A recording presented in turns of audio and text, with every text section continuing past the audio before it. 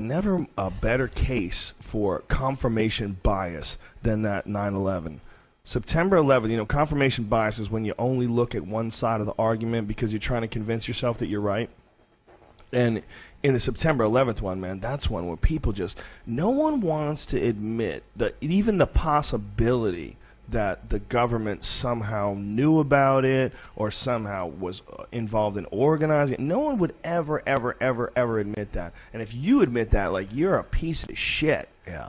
You know? Most people don't even know 3 skyscrapers went down on 9/11. They just don't talk about Tower 7. That was like a 50-story skyscraper that just imploded, like a controlled demo. You could look at it, and it looks like a controlled demo. You look at it, you see it, it's on video, a bunch of different angles, and they didn't talk about it in the initial 911 commission report. They didn't even talk about why this skyscraper went down. And everybody, like, there's a lot of people right now getting angry. This is a fucking bullshit conversation. You fucking conspiracy theorists. Listen, I don't know. I'm not saying. I literally have no opinion on it. But when I look at it, it does look like a controlled demolition. Does that mean anything? No, because I'm an idiot, and I'm not some sort of an engineer or any sort of a scientist. However, why does everybody get mad when you say it looks like a controlled demolition? Because it fucking does. Yeah, it sure fucking does. Why are they mad? Why are you mad when I say that someone that kinks in the middle and then falls into its own base? Instantly. All at once. It does it all, like, crumples. Everything gives out at the exact same order. Like, just like it would in a controlled demolition. It all gave out floor to floor. Now, WT7, to my personal understanding, is the most important question in the whole 9/11 debate. And it's being discussed across the globe. The whole World Trade Center complex, you see, there's the Twin Tower, these are the Twin Towers, WTC1, WTC2. They were hit by a plane, and they went down. But here's the third tower, and it was not hit by a plane. But it went down on 9/11 in 7 seconds.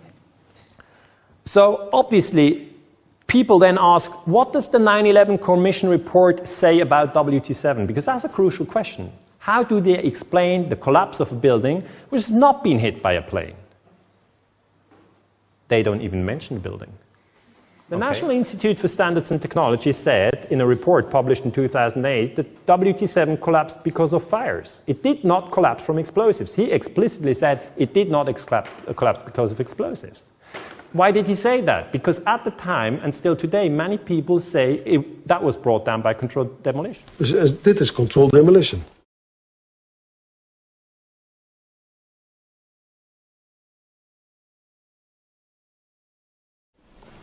Zeker weten. Zeker weten. Er is nagesprongen. Dit is in opdracht gebeurd. Dit heeft een team gedaan van experts.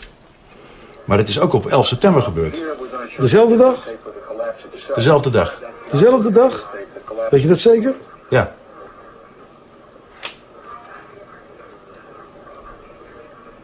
Was het zeker weten de 11e? Dat kan geen waar zijn. 7 uur nadat de World Trade Center naar beneden viel. Ja?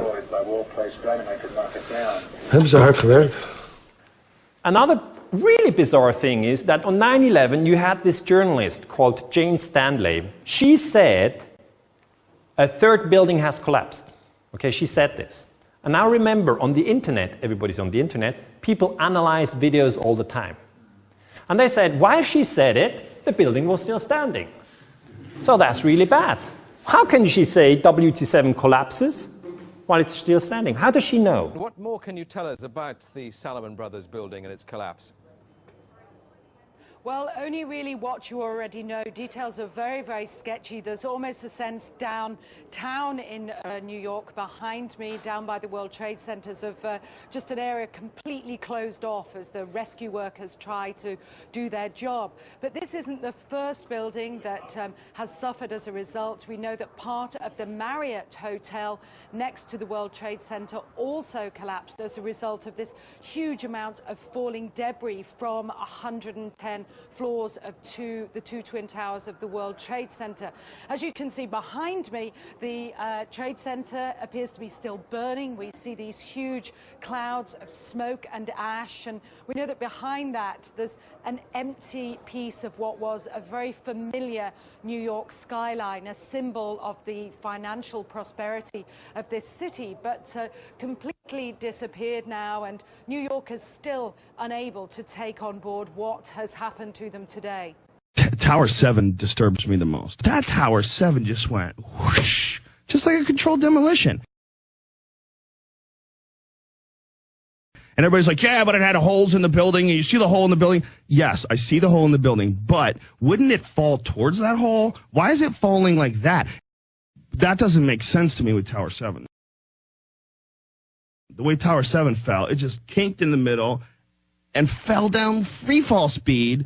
Almost. I mean, everybody they'll nitpick at you. Oh, it was 1/10 of a second slower than free fall. Even if it was just close to free fall, that's crazy. There was no resistance. It just gave up. Why wouldn't it wiggle and collapse towards where it got jacked? It just seems like a controlled demolition. That bothers me.